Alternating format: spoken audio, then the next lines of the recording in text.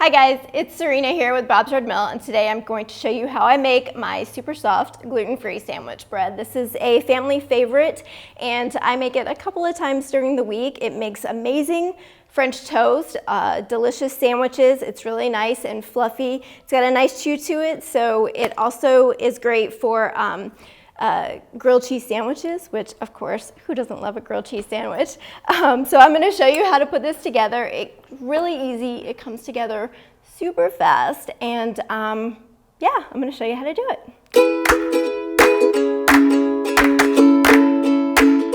So the combination of millet flour and brown rice flour, they work really well together. There's just that nice mix between the protein and the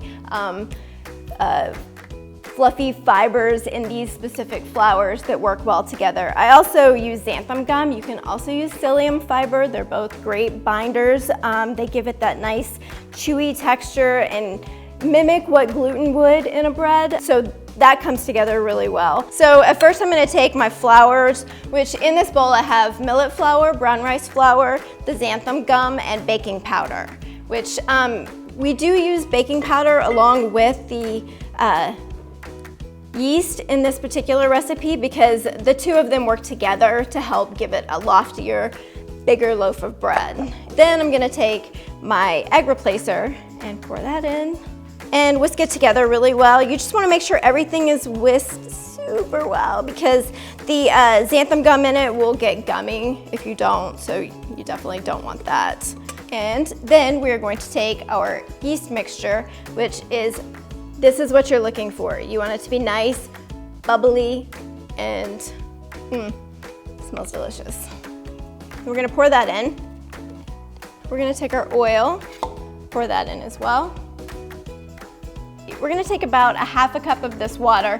This is where you're gonna start to kind of get a feel for what you're looking for in your final dough before you let it rise. So let's take a half a cup here, and we're gonna mix this on our mixer, and then once we do that, it will see kind of where we are, and if we need to add more water, we'll do that at that point. Gluten-free baking definitely requires more water. Those flours, they wanna soak it up really badly. This just goes to show you, you know, I live in Portland, I'm baking here in Utah, that makes a big difference. This is what you're looking for. You get a nice soft dough. It almost seems too wet. If you're working with gluten, this would be too wet. We're gonna take this now. I lined my bread pan with parchment.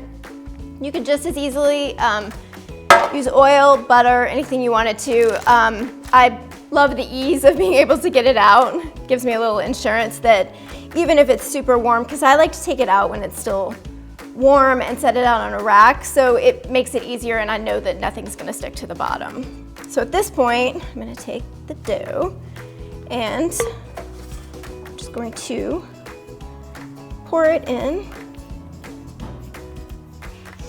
I'm gonna grab a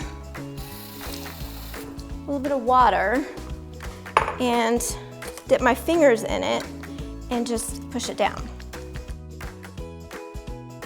So what I'm gonna do is I'm gonna cover this and put it in a warm place, probably my oven with the light on. Let it rise for about an hour to an hour and a half.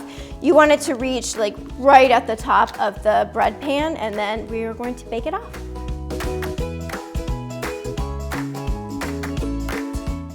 It rose beautifully. I love the fact that this bread actually looks like it has gluten strands in it. All those stretchy pieces that come across.